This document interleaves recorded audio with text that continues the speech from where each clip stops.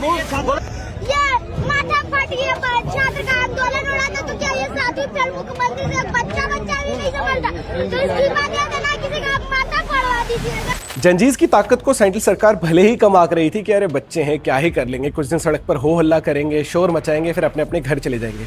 लेकिन जंजीज ने जो दिल्ली, मुंबई, बिहार, कोलकाता में जिस तरीके से प्रोटेस्ट किया, उसने सरकार की आंखें खोल दी कि भाई ये इतने भी बच्चे नहीं है जितना इन्हें समझ रहे थे।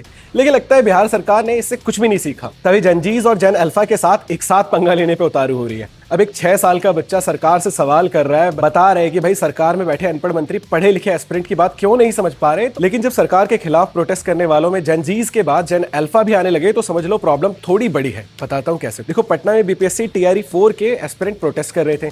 इन लोगों की मांग थी कि उनकी बात सरकार तक पहुंचे। इसके लिए छात्रों ने मुख्यमंत्री आवास को घेराव करने का फैसला किया। गांधी मैदान के पास पहुंचे। पुलिस ने कहा कि बस भाई यहीं रुक जाओ। लेकिन एस्पिरेंट शायद इतने सालों से एग्जाम, रिजल्ट, इंतजार और सिस्टम से लड़ते लड़ते इस लेवल पर पहुंच चुके थे कि बैरिकेडिंग को देखकर रुकने वाले नहीं थे। बैरिकेडिंग टूटी, लोग आगे बढ़े और पहुंच गए डाक बंगला चौक। अब यहाँ पुलिस ने कुछ छात्रों को हिरासत में लेना शुरू कर दिया, वाटर कैनन चला, लाठीचार्ज हुआ और इस पूरे प्रोटेस्ट के बीच एक बस खड़ी थी जिसमें कुछ छात्रों को ले जाया जा रहा था। लेकिन इस बार कहानी में एक ऐसा कैरेक्टर था जिसकी उम्र देखकर शायद पुलिस वाले भी सोच रहे होंगे कि भाई ये किस कैटेगरी का प्रोटेस्टर है। नाम था आदित्य कुमार, उम्र सिर्फ 6 साल, फर्स्ट क्लास में पढ़ने वाला बच्चा। लेकिन साहब पहुंचे थे प्रोटेस्ट में और पहुंचने के बाद भी सीधे बस की छत पर ऊपर चढ़ गए, हाथ में तिरंगा लिया और नारेबाजी शुरू कर दी। अब किसी ने पूछा बेटा यहाँ क्यों आए हो, तो 6 साल के आदित्य का जवाब था भ्रष्टाचारी सरकार को उखाड़ फेंकने के लिए आए हैं।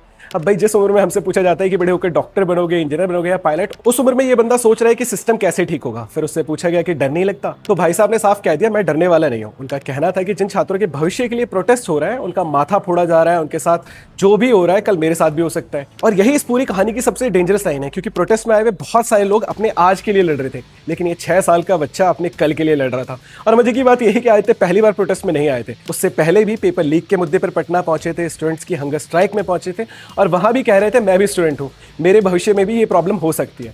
मतलब भाई ने फर्स्ट क्लास में पहुंचते ही समझ लिया कि अगर आज दूसरे स्टूडेंट्स के लिए आवाज नहीं उठाई तो शायद उसके लिए उठाने वाला कोई नहीं होगा। और शायद सरकारों को भी ये समझ लेना चाहिए, जिस राज्य में 6 साल का बच्चा तिरंगा लेकर बस की छत पर खड़ा होकर अपने फ्यूचर की बात कर रहा है, वहां प्रॉब्लम सिर्फ बच्चों में नहीं है, प्रॉब्लम शायद उस सिस्टम में भी है जिसने बच्चों को इतनी जल्दी बड़ा होने पर मजबूर किया। बाकी राधे राधे।